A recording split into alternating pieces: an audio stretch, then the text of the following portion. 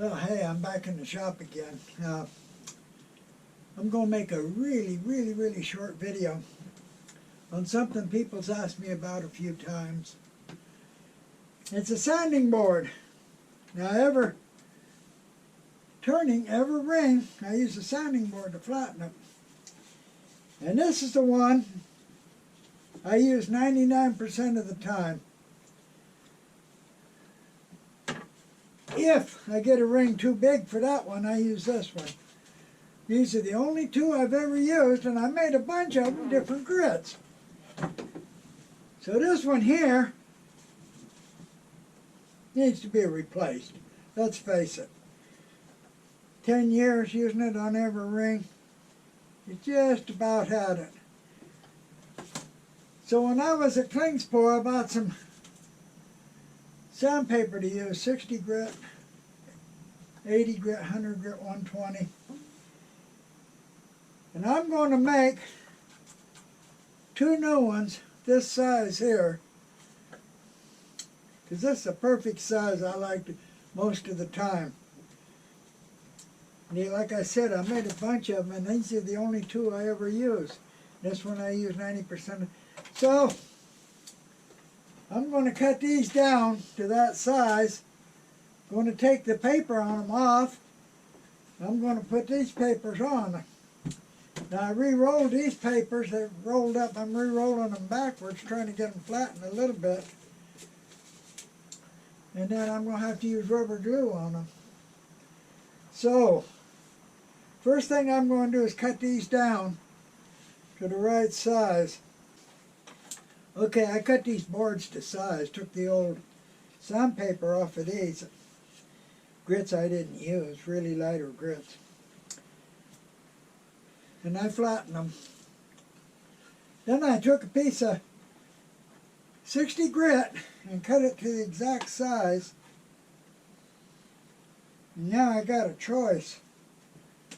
I could use regular tight bound and glue it on. Press it down for a while and it'll stay. Or I can use rubber glue. I used rubber glue before. I don't like rubber glue. It gets all over everything. I think I'm going to go in the house and get my regular tight bound too and use that to glue it on. I cut this one to size. This side's got 60 grit on it now. I'm going to leave it alone. I might replace it later. I'm going to put a piece on this side. I got one cut for this one, same size. What I'm going to have to do, if I use tight bound 2, I got tight bound 2 here, is clamp them. Leave them set for 15 minutes to an hour. So what I'm going to do is cut 3 pieces and clamp them all at one time. I can use this side to put a clamp on. And I can cover it with this old piece to put a clamp on. Fact is, I think I'll replace this side of this one too. And then I'll just clamp them all together at one time.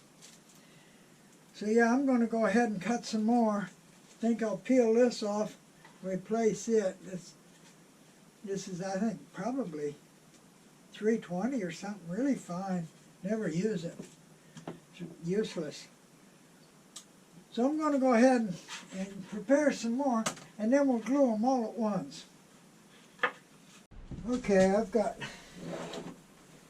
4 pieces cut. This is the old board. I'm going to put a new piece on this side. This is a board that's got 60 on this side already. I'm going to keep that. I'm going to put another one on this side. Then I'll put 100 on this side. So I've got pieces of 60, 80, 100, 120 cut. I'm going to put on these boards.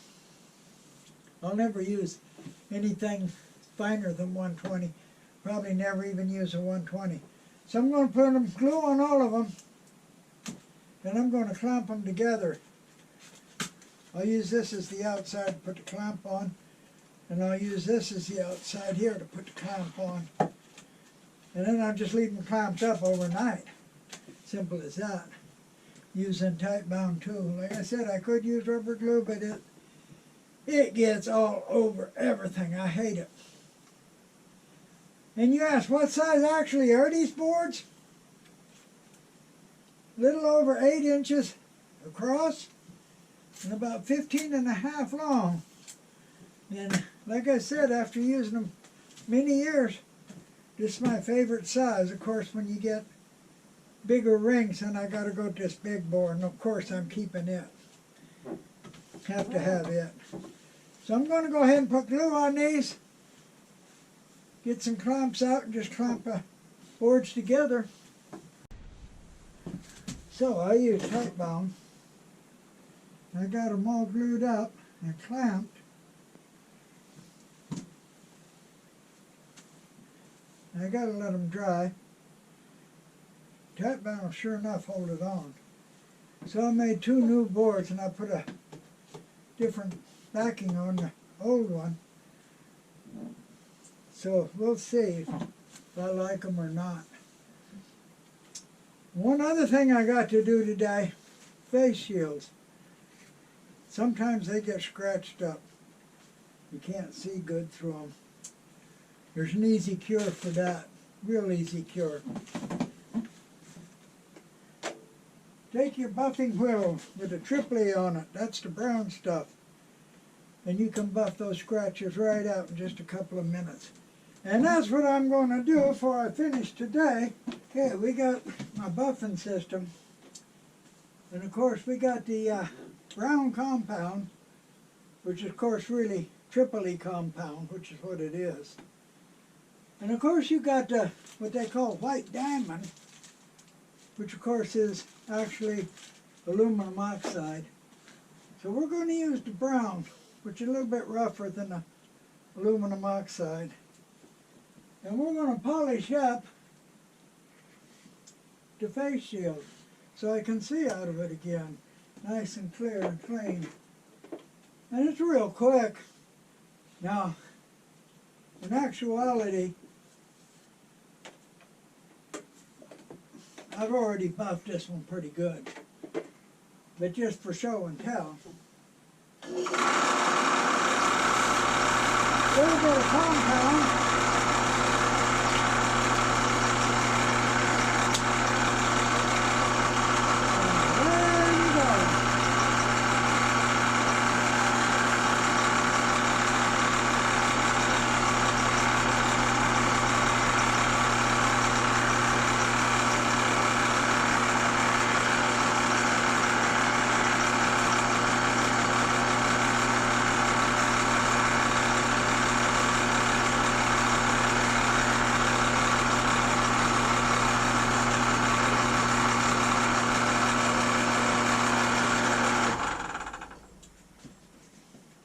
That was quite quick, but I buffed it a little bit more before. And this was used quite a bit. Pretty well scratched up now. It's just as clear as a bell. You can see my face through it. So it's nice, and I can use this again, no problem. So that takes care of that little problem. Look at that, scratched up before, now just as clear as a bell, can see through it perfect. No time at all. I did that on my other face shield. I like to have a spare. And after I done that, I said, well, if it works on face shields, it should work on my headlight, on my car. Put a buffer in my drill, 10 minutes, I have clear headlights now. Anyway, that's one of the little things I had to do today. Turning, I'm supposed to be making these small boxes. Here's the coarse side. Let's try it first. I got it chalked, so we'll see.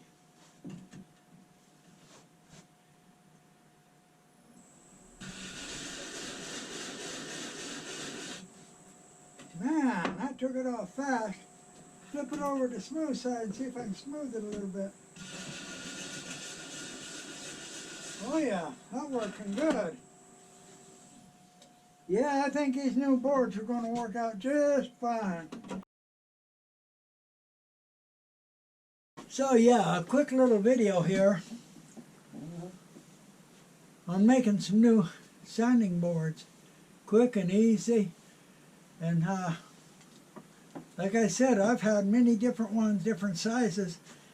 And the only two I really used, the one, a small one, I used 90% of the time. If I had rings that were too big for it, then I got out the big sounding board. But I just love that little one, use it all the time. So I made two more the same size, and I checked them out, and they work pretty good, so I'll probably be using them quite a lot. It's just the size I like. Like I said, they're about 8" by 15". That's the size I like. And while I was at it, I polished up some face shields so I can see again. And I hope you enjoyed this little tiny video.